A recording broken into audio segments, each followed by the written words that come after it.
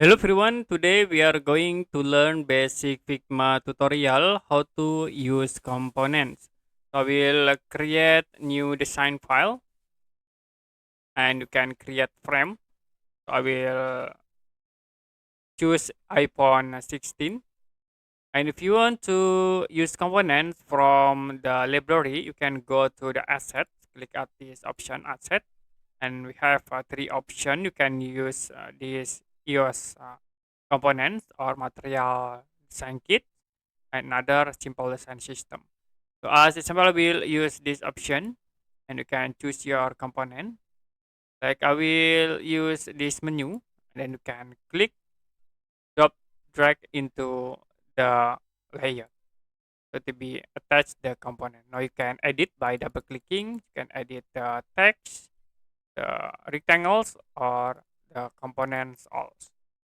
Another option, you also can create the new components. Like in there, I will create the rectangle and you can edit. Like I will set for the corner into 500.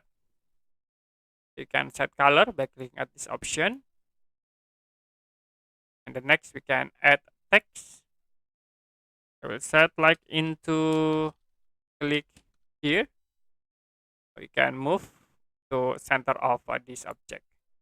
You can select all objects, right click and then group selection. To set into the components, you can click the objects and then click this icon, triple dot, and you can click create component. So if you go into assets, there are new option in the top in here, create in this file. And you can see we have this component. You can drop drag again. If you want to use this component into another project, you can publish, you can right click, and then you can click publish library.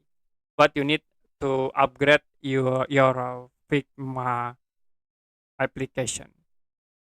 Okay, that's it for a basic Figma tutorial, how to use components. If you have any question about tutorial, you can comment below this video.